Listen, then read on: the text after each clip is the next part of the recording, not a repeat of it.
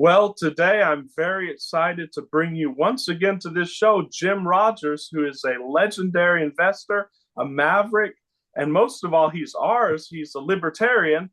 He says that's the best description for him. So, Jim, thanks so much again for coming and joining us at this virtual table. Well, I'm flattered to be here because I know it's always good to be with you. Thank you so much. Well, it looks like our time, Jim, because as we're speaking right now, silver is at 91.26 an ounce, and gold is at, I believe, about $4,600 an ounce and rising. Could go to $5,000, $6,000 this year. How did you know so many years ago that this was eventually going to happen with gold and silver? I remember I bought my first silver coins after listening to you. Well, I make many mistakes. I'm a simple person, get many things wrong, but I hope that I own a lot more gold and silver when I die, if I ever die.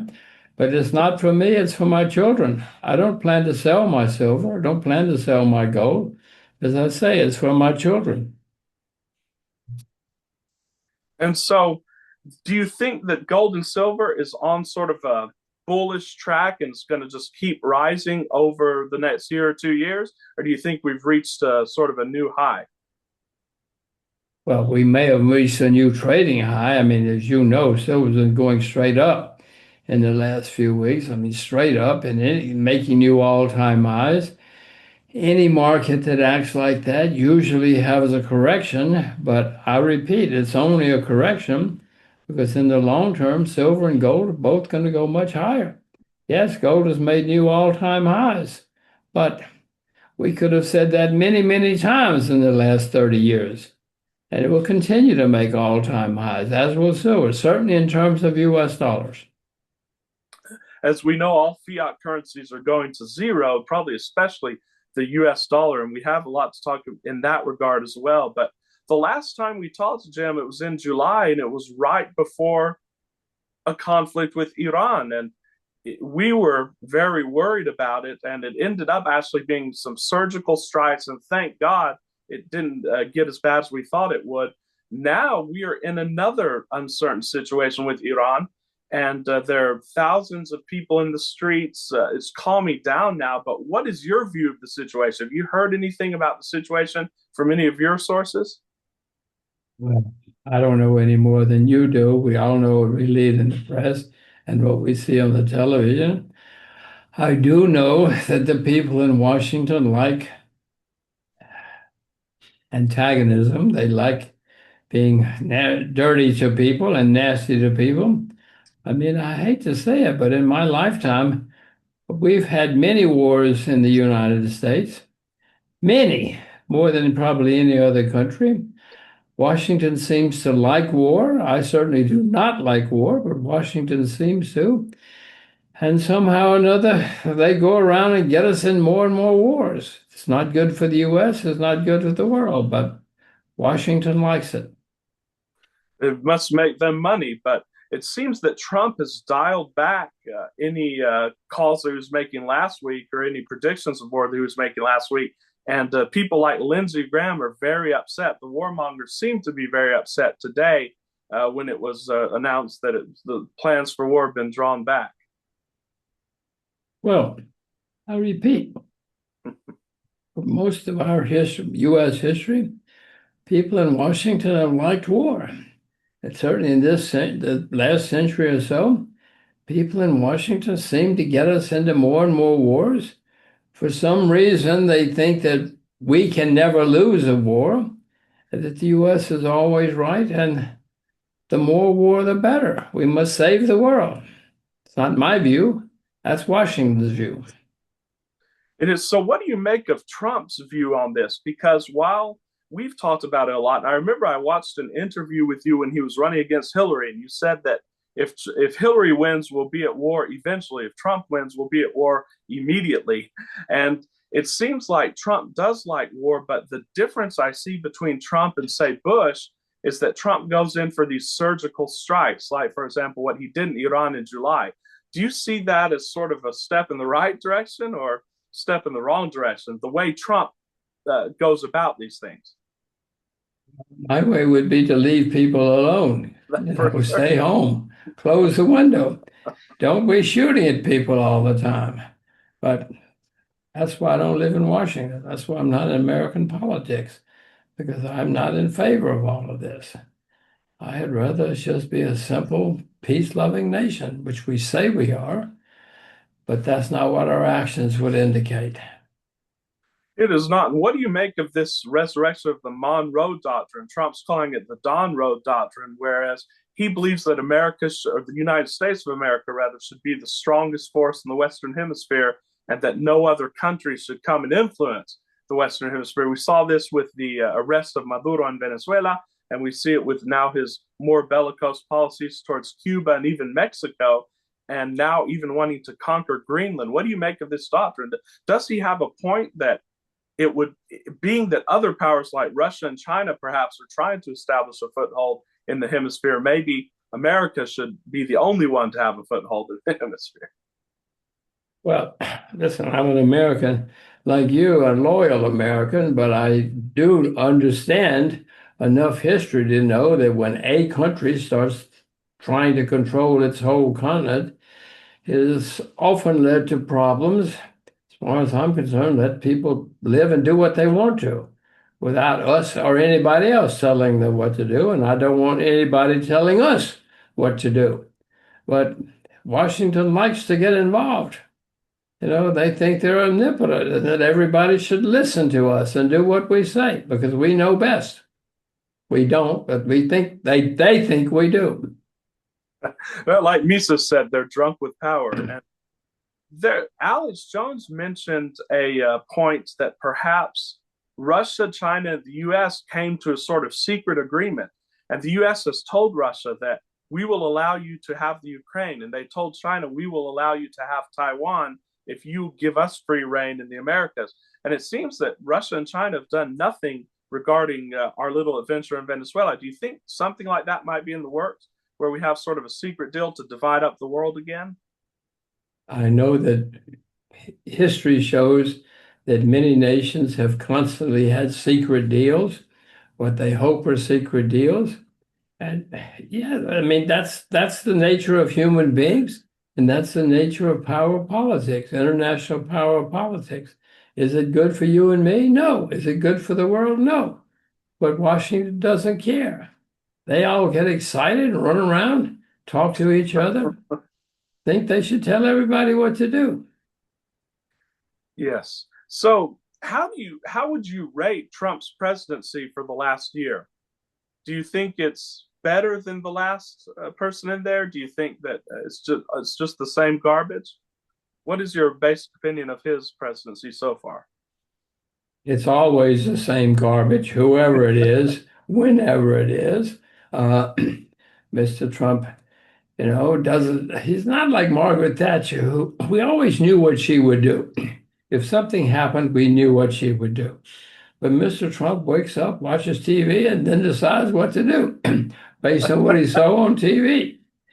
I don't think he has some kind of underlying deep philosophy like Margaret Thatcher or other people.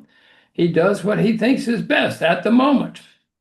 Is that good or bad? We'll find out. History will tell us. Yes, history will tell us. So, what do you make of the tariffs in light of what Trump and Bessent and others have said that perhaps we won't have to pay taxes? A few weeks ago, Trump said perhaps we won't have to pay income taxes anymore and we could do it all with tariffs. In that light, how do you see this strategy of tariffs? Well, the U.S. began as a tariff. Well, most of the money came from tariffs. Fortunately, that did change eventually. But I mean, I'm not in favor of tariffs. Tariffs is another form of taxation on you and me and all the rest of us. In my view, it's not good for the citizens, but Washington doesn't know that, and they don't think that way. They want to get easy money, and they want to blame other people. So I would say no, but who cares what I would say? And so, moving on a little bit to the world economy, the US economy and the world economy, It seems that jobs remained flat in December when they thought that they would increase. Of course, these are the lying government numbers, but even the lying government numbers are bad. Average U.S. long-term mortgage rates hit the lowest point, I believe, in more than a decade, but home sales are still at a 30-year low. Home prices, of course, are inflated. Do you think we're headed to a recession very soon and even to a housing collapse like happened in 2008 that you predicted? Well, I certainly have no clue, but I do know that the U.S. markets economy has had its longest uninterrupted positive pace ever in history. This has been going on since 2008, as you point out. This is 2026. That's 18 years. Never in American history have things been so good for so long. Now, Washington will tell you, oh, don't worry. We know what we're doing. It's going to go on forever. That makes me worry more. Never has gone on forever. I know it's the longest ever in history. We're probably going to have a serious problem someday. And when we do, it's going to be a very serious problem because the debt is so unbelievably high. No country in world history has ever had the kind of debt that we have, which is getting worse every day. So when we have a problem, it's going to be a serious problem. And people like the Austrian economists, people like you and Peter Schiff have been predicting this for a long time. We're finally seeing the precious metals prices in the range that we've predicted. But why do you think it's taken so long? Because according to Austrian economists, this collapse of fiat currency has to happen with the way we've been printing money, with the way we've been running our economy. Why is it taking so long for that to happen? Well, you say so long, but I mean, gold has been going up for many years, for decades. Doesn't go up, nothing goes up every day. At least nothing I own goes up every day. Likewise, silver, but silver's at an all-time high. Now, you say, whatever you say, silver's at an all-time high. Yes, it's taken a while to get there, but it's there. I own silver. I'm not selling silver. If it goes down, I hope I buy more. I know that history shows that in the long run, whether we like it or not, gold and silver will protect us. This has been going on for a century. You remember Jesus Christ? Jesus Christ was sold for 30 pieces of silver because even in his time, in those days, silver was extremely valuable and everybody knew it, just as we still know it. So I'm not selling my silver. My silver and gold are for my children. I always tell my friends it's God's money because, again, it's biblical. It's, like you said, from the time of Christ, and it'll be there forever. Well, actually, before Christ. Absolutely. It's been around long, long, long before Christ. It for sure has. So, what do you make of what's going on with Jerome Powell? I know we're not fans of Jerome Powell, but it seems to me that he might be a little bit better than his predecessors just because of the fact that he was willing to cut interest rates. As you see now, they're trying to bring criminal charges against him, and Trump wants to replace him, although today he said he's not going to fire him outright, but he's not going to appoint him again after his term. What do you make of what's going on at the Fed right now, and what do you think Trump will do after Jerome Powell's term is over? Well, we all know that technically and legally, the central bank is supposed to be totally independent. We also know that history is pretty clear. I mean, they read the same newspapers you and I do. They watch the same internet you and I do. So they cannot and they are not totally independent. I wish, I mean, we've had 2 or 3 totally independent Federal Reserves in history, but not usually. I mean, it would be wonderful if they all made independent, serious decisions that were good for us. They never have. They rarely have. And that's the nature of human beings. I mean, they all live in the same town. They read the same newspapers. They watch the same television. And I wish we could say something different, but the facts are not. But isn't it better that even though the Federal Reserve is corrupt, isn't it better that we have that quasi-independent body rather than President Trump just directly deciding on interest rates? No, of course it's better, quote, better, but I wish the reality were even more real, even more serious, and throughout American history for the last, well, it's a little over 100 years now, since we've had a new central bank. I wish they were independent, but they all live in the same town. They read the same newspapers. They watch the same internet. Precisely. And going into sort of the domestic front and going into what's going on with Trump's presidency, I wanted to just play this clip. You know Jesse Ventura, the former governor of Minnesota. I certainly know who he is, and I've met him, yes. Yes, well, he gave an interview to journalists recently. I just wanted to show you this clip and then have you comment on the state of affairs here. Maybe it's time for Jesse. I only did one term. I'm owed a second. You want to know something? Oh, wait. I'll give you a quote. We're a third world country now. He's saying we're a third world country you now. Know why? I'm an expert. I've been to them. I spent 17 months in Southeast Asia while the draft dodger was playing golf, right? You know how I know we're a third world country? Because in third world countries, they have the military doing their police work in the cities when you walk around. I was in the Philippines the day Ferdinand Marcos declared martial law and went under dictatorship. We went from nobody to a guy with a machine gun on every corner. That's what happens in a dictatorship.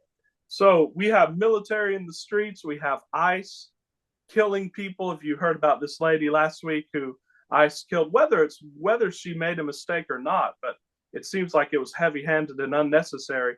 Do you think we're quickly spiraling towards sort of a dictatorship situation in the United States with the Trump administration?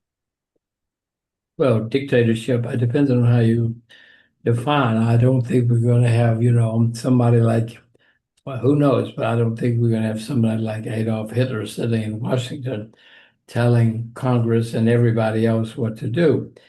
We have that situation where the president and others are telling everybody what to do and trying to control everything. But it's in terms of a normal definition of dictator, we're not there yet. Where certainly power is becoming more and more concentrated in the executive branch, and it has been for many years. It's getting worse, but we're not quite to this situation yet where Mr. Hitler is knocking on the door and says, this is what you must do. Mr. Trump's trying to do that, but he's not quite effective, totally 100% effective yet. You think the other branches of government are sort of holding their own, being that the courts can counter him in certain regards? Well, I mean, I can read the same papers you do, same internet you do. Yes, we all, as I say, they all live in the same city. They all read the same newspapers, watch the same TV.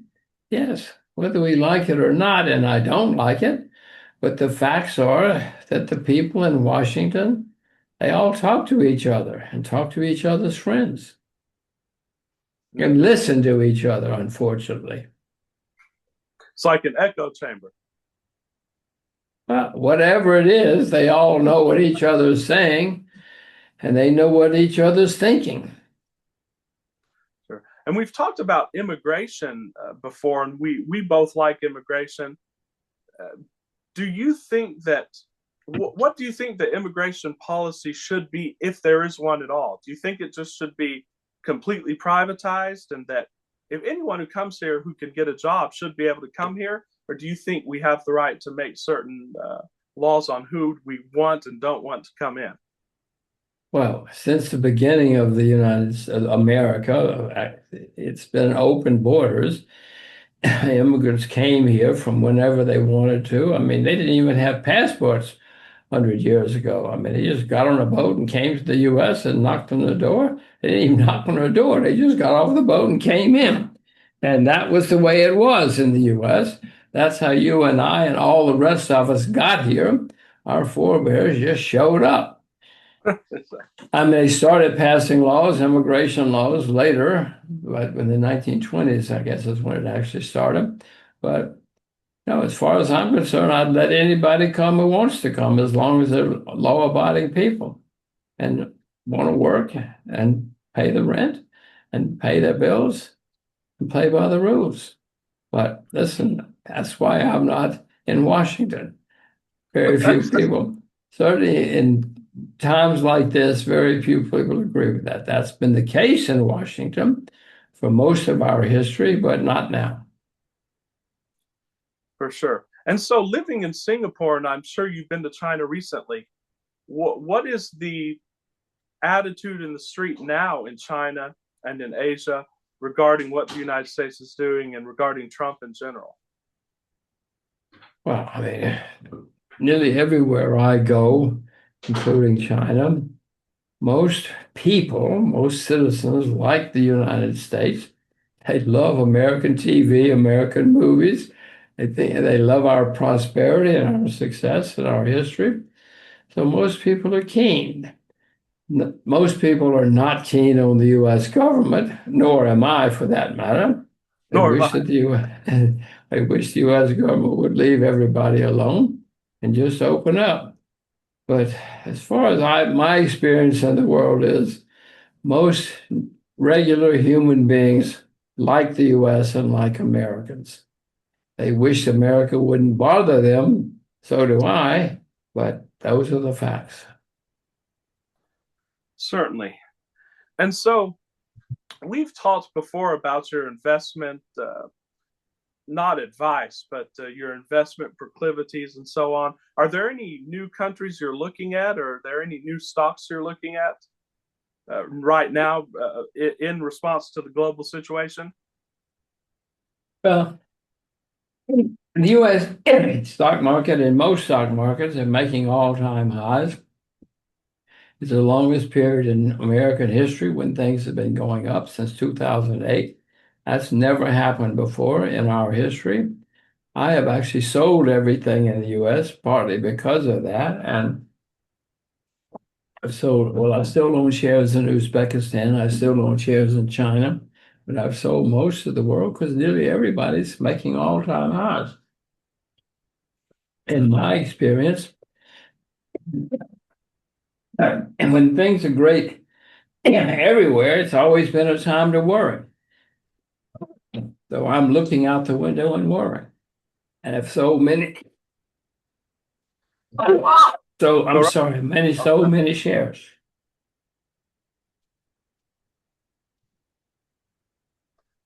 Sure. So you mentioned in one of our last conversations that speaking again about domestic policy here, that libertarianism has not taken root really in America. Although for certain times they've had a fringe popularity, but we haven't taken root in America. Why do you think that is? Well, part of it is historical with any country. Most countries look at the structure, the existing structure, and go along with it. Yes, there are always dissents and people who want to change things, but the existing structure in the United States has been a couple of political parties, and so that's what takes hold, and that's in charge. Now, many times in our history, the U.S. has been libertarian philosophically and even politically, not officially, but in practice. I hope that that will continue, that as things develop, that we will all become more and more open in our thinking and more libertarian in our voting. Whether we vote for, quote, libertarian parties, not is not the main issue. The issue is the policies and the principles and the way we live. Yes, and we see, of course, people like Rand Paul and Thomas Massey, and even now Marjorie Taylor Greene, and they're calling it a MAGA civil war, where, of course, like I guess the more libertarian branch of MAGA is fighting with the more neocon branch of MAGA. Do you see anyone really winning this civil war, and who do you see winning it, or do you just see the MAGA movement sort of falling apart, and maybe the Democrats come in again? Well, the way history works is whoever's in charge stays in charge until there's a problem or especially a crisis, and then everybody looks for a change. Whoever's in charge says, ah, it's them. It's those bad people. They don't know what they're doing, so you better vote for us to save you. And many people who don't know any better or don't care or whatever, for whatever reason, go along with it. Is that the best way? Of course not. But that's what people are. We're human beings, no matter where we are. And people will go along. Now, if things get really, really, really bad, then of course somebody comes along and says, throw them out. It's their fault. And everybody says, yes, okay, we'll throw them out. It's their fault. Then we go back to the same old thing. It's just cycles repeating themselves, it would appear. Well, we're all human beings, whether we like it or not. We all have human nature. And so, just incidentally, I see that you have a book behind you on Xi Jinping. And that over the last year, there have been some rumors about Xi Jinping sort of losing his grip on power a little bit to some of his underlings.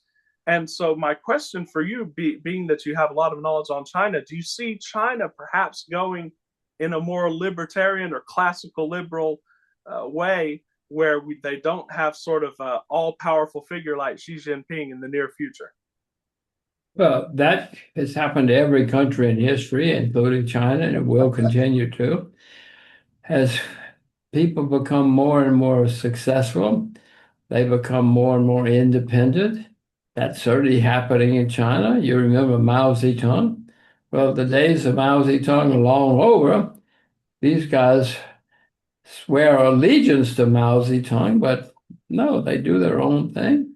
They have their own factions, their own approaches, their own press now. There is a semi-independent press in China. They all travel. Many Chinese have been to other countries. They know that the world is different. They know that this is not 1958. This is whatever this is, 2026. That's and things right. are different. They all watch TV now. 50 years ago, they didn't have TV. What? They all watch podcasts probably now. Well, they watch something. Yeah, they all have internet.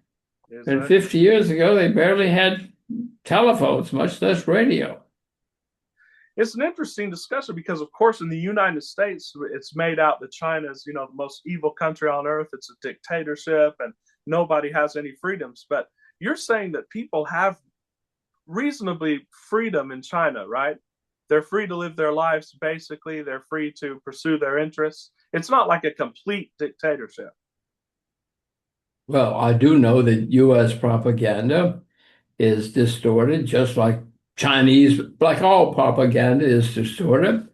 I know that China is far different from what we're all told, what Washington says. So we all have to try to make our own judgment and get our own sources of information.